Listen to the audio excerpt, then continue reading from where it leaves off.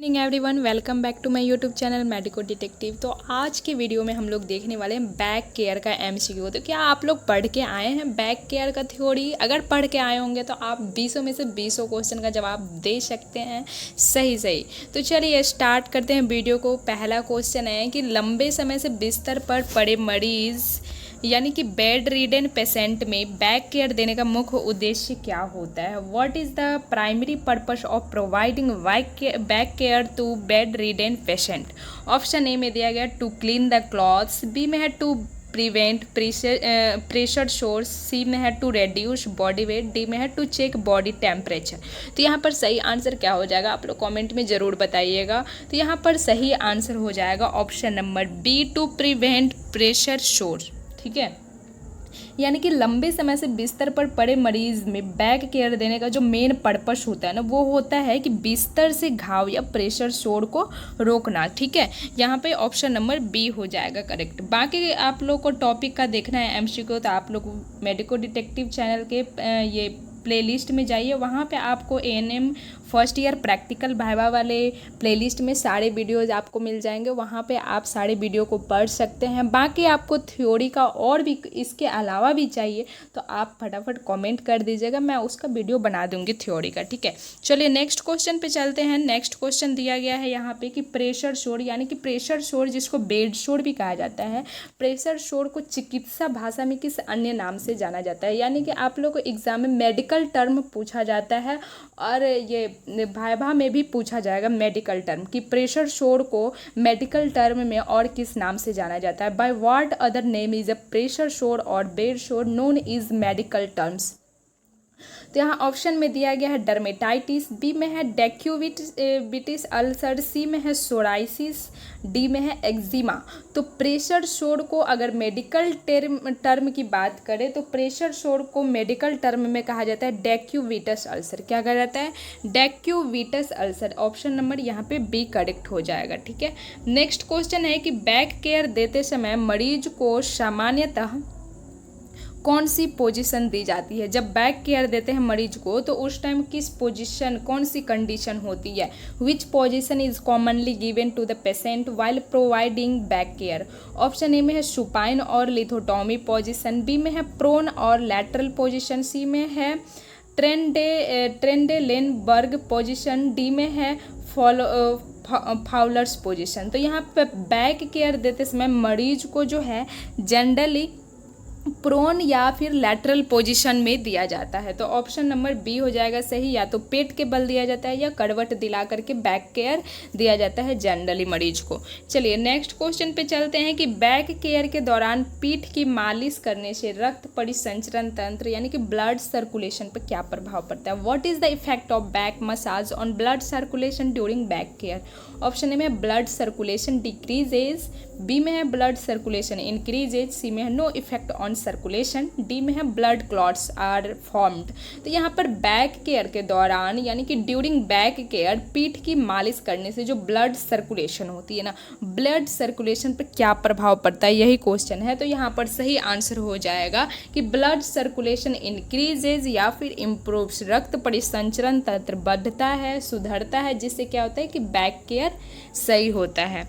चलिए next question पे चलते हैं। नेक्स्ट क्वेश्चन है बैक मसाज शुरू करते समय सबसे पहले कौन सा स्ट्रोक का इस्तेमाल किया जाता है जिससे हथेलियों को हल्के दबाव के साथ ऊपर नीचे घुमाया जाता है? Which stroke is used first during a back massage involving long smooth stroking movements? Option A में है फ्रिक्शंस, बी में है पेट्रीसेज, सी में है इफ्यूलरेज, डी में है टैपोटिवमेंट। यानी कि जब बैक मसाज शुरू करते समय सबसे पहला कौन सा स्ट्रोक इस्तेमाल किया जाता है जिसमें हथेली को हल्के दबाया जाता है? तो यहाँ पर अगर आप लोग बैक केयर में उसका ये पढ़े होंगे स्टेप बाय स्टेप कि फर्स्ट स्टेप कौन सा किया जाता है, सेकंड स्टेप कौन सा किया जाता है, तो आपको पता होगा कि फर्स्ट स्टेप जो है एफ्यूलरेज का होता है। क्या होता है? एफ्यूलरेज का होता है, जिसमें हथेली को हल्के दबाव के साथ ऊपर नीचे घुमाया जाता है। ऑप्शन नंबर यहाँ पे सी करेक्ट हो जाएगा।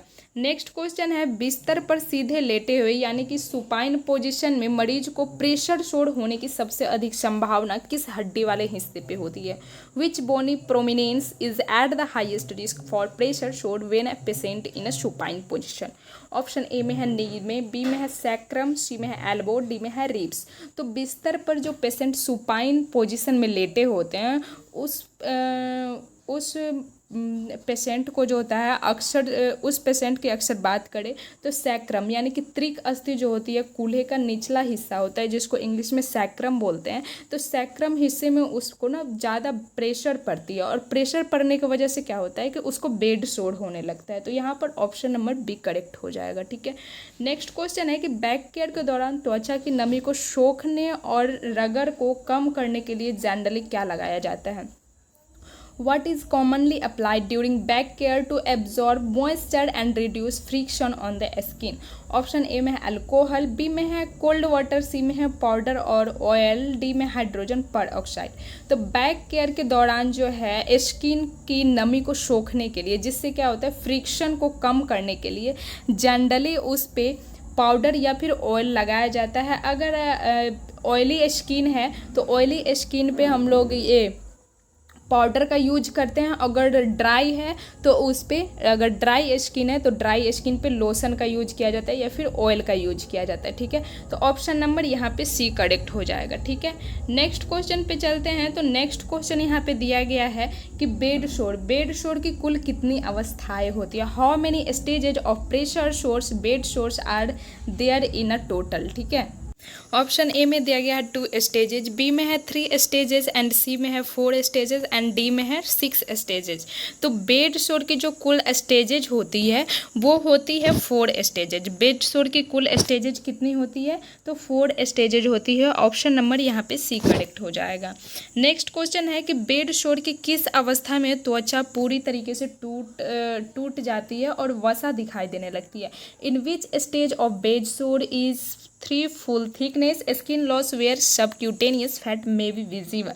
तो बेड सोर की जो यह है यहाँ पर सही आंसर हो जाएगा ऑप्शन नंबर सी, यानी कि स्टेज 3 में। इस बेड सोर की 3rd स्टेज में त्वचा जो है पूरी तरीके से टूट जाती है और उसमें सबक्यूटेनियस फैट दिखाई देने लगती है।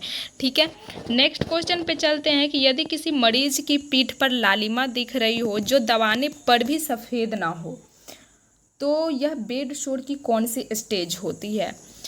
If there is non blanchable redness on the patient's back which stage of bed sore does it indicate. Option A में है स्टेज 1, बी में है स्टेज 2, सी में स्टेज 3 और डी में स्टेज 4। तो जब मरीज की पीठ पे रेडनेस दिख रही है और उसको दबाने पर भी सफ़ेद नहीं होती है तो समझ जाएंगे कि स्टेज 1 है। मरीज को जो ये बेड सोर हुआ है, बेड सोर का 1st स्टेज है अगर रेडनेस दिख रही है और रेडनेस को दबाने पर अगर सफ़ेद नहीं होती है तो। ठीक है, नेक्स्ट क्वेश्चन है कि बेड सोर को रोकने के लिए बिस्तर पर पड़े मरीज की स्थिति को कम से कम कितने समय में बदलना अनिवार्य होता है। To prevent bed sores it is mandatory to change the position of a bedridden patient at least every. Option A में है एवरी 2 आवर्स, बी में है एवरी 6 आवर्स, सी में है वंस अ डे, डी में एवरी 12 आवर्स। तो bed सोर को रोकने के लिए बिस्तर पर जो मरीज पड़े होते हैं उनकी कंडीशन को कम से कम एवरी 2 आवर्स चेंज करना चाहिए। कितना, तो एवरी 2 आवर्स चेंज करना चाहिए। ऑप्शन नंबर यहाँ पे ए करेक्ट हो जाएगा। ठीक है, नेक्स्ट क्वेश्चन है कि मरीज की पीठ को रगड़ और दबाव से बचाने के लिए अस्पताल में किस विशेष गद्दे का उपयोग करने की सलाह दी जाती है। Which special mattress is recommended in hospitals to protect the patient's back from friction and pressure. Option A में हार्ड वुडन मैट्रेस, बी में है एयर और वेस्ट मैट्रेस, सी में थिन कॉटन मैट्रेस और डी में है क्वाड मैट्रेस। तो जो मरीज की पीठ होती है ना उसको रगड़ और दबाव से बचाने के लिए, जिससे क्या फ्रिक्शन ना हो, दबाव ना पड़े, उससे बचाने के लिए हॉस्पिटल में एक विशेष तरीका का मैट्रेस, विशेष गद्दे का यूज किया जाता है। विशेष गद्दे का यूज करने का एडवाइस दिया जाता है। तो वो जो गद्दा होता है किस चीज़ का होता है, तो वो गद्दा होता है हवा या पानी वाला गद्दा, यानी कि एयर और वाटर मैट्रेस होता है। ऑप्शन नंबर यहाँ पे बी करेक्ट हो जाएगा। नेक्स्ट क्वेश्चन है बैक केयर देने से पहले नर्स को सबसे पहला कदम क्या उठाना चाहिए। What is the very first step nurse should take before providing back care. Option A में है apply lotion to the patient's back, B में है wash hands and explain the procedure to the patient, C में है change the bed sheet, D में है position the patient.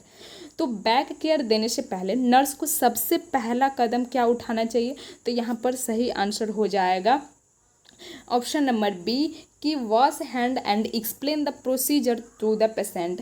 Back care देने से पहले नर्स को यह चीज़ बता देना चाहिए मरीज को कि आप प्रोसीजर उसका जो बैक केयर देने का जो प्रोसीजर होता है ना वो मरीज को बता देना चाहिए, ठीक है। और उससे भी पहले हैंड वॉशिंग करना चाहिए। आप लोग को बताया गया है कि हैंड वॉशिंग के प्रोसीजर में कि कोई भी प्रोसीजर करने से पहले जो hand washing is most important, hand washing करना बहुत ही ज़रूरी होता है कोई भी प्रोसीजर करने से पहले और कोई भी प्रोसीजर को एंड करने के बाद हैंड वॉशिंग बहुत ही ज़रूरी होती है।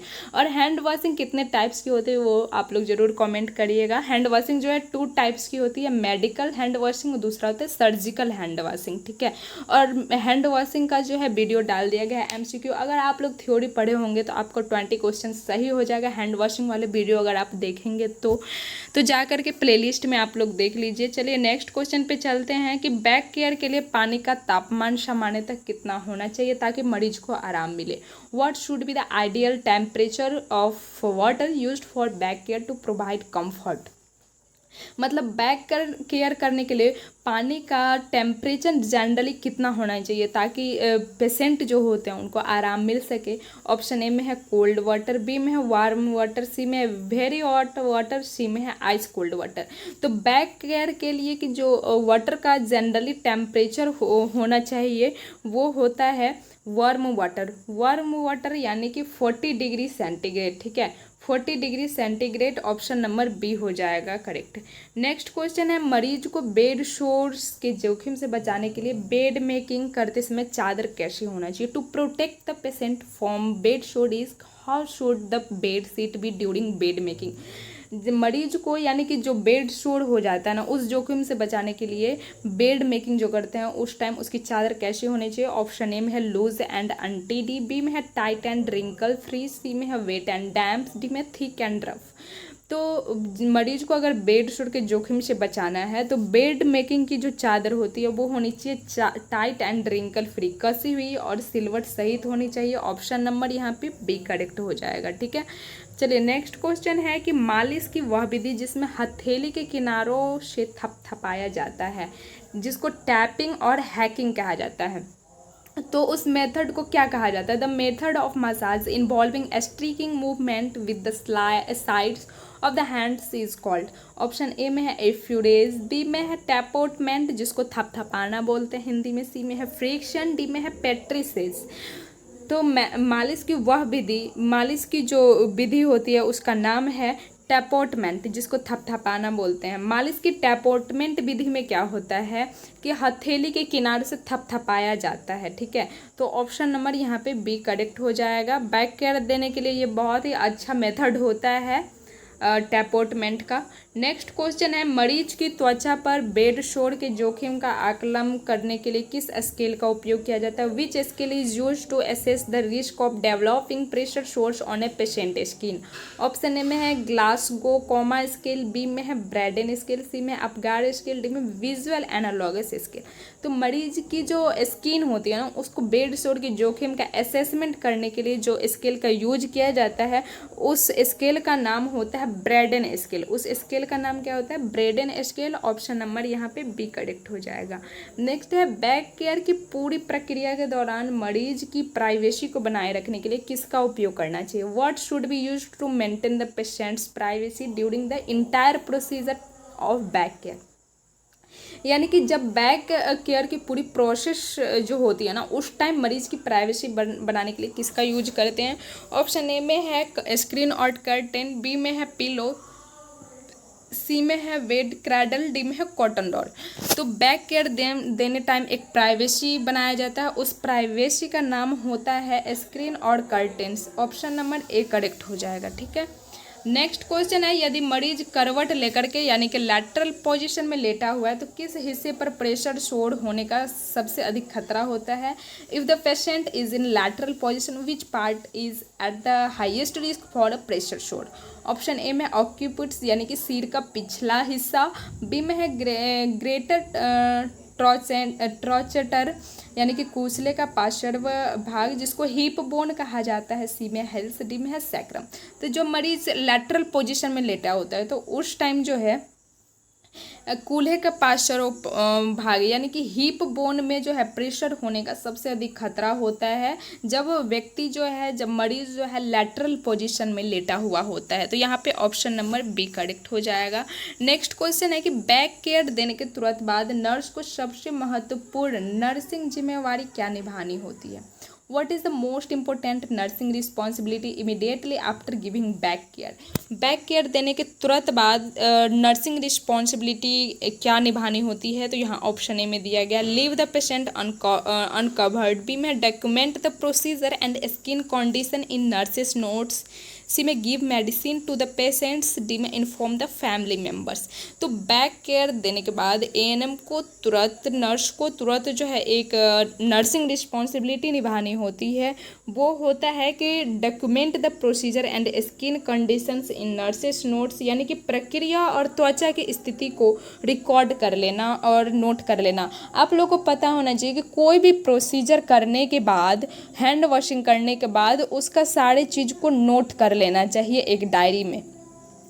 जैसे कि आप लोग बैग टेक्निक में पढ़े होंगे कि बैग टेक्निक में एक डायरी होती है। उस डायरी में क्या लिखा जाता है कि जब कोई भी प्रोसीजर को फिनिश कर लिया जाए तो उस प्रोसीजर में क्या क्या आपने किया है, क्या चीज़ें इंपॉर्टेंट है, वो सारी चीज़ को उसमें नोट करना होता है ताकि उसका रिकॉर्ड बन सके, रिपोर्ट बन सके। रिपोर्टिंग आप लोग पढ़े होंगे जो कि कोई भी पदाधिकारी या MOIC अफसर होते हैं वो सारे लोग देखते हैं, उसको चेक करते हैं। और आपके पास भी तो होना चाहिए उसका रिकॉर्ड कि आपने आज कितना पेशेंट को देखा, क्या क्या देखा। ठीक है, तो चलिए नेक्स्ट वीडियो में हम लोग देखने वाले हैं नेक्स्ट प्रोसीजर का MCQ। तब तक के लिए ओके, आप लोग बताइएगा कि कौन सा टॉपिक आप लोगों को चाहिए, कौन से टॉपिक का थ्योरी चाहिए। बाकी बहुत सारे प्रोसीजर का थ्योरी MCQ डाला गया है, प्लेलिस्ट में जाकर के आप लोग देख लीजिएगा वीडियो को। ठीक है, बाकी अपने दोस्तों को भी शेयर कर दीजिएगा ताकि उनका प्रैक्टिकल वाइवा अच्छे से जाए।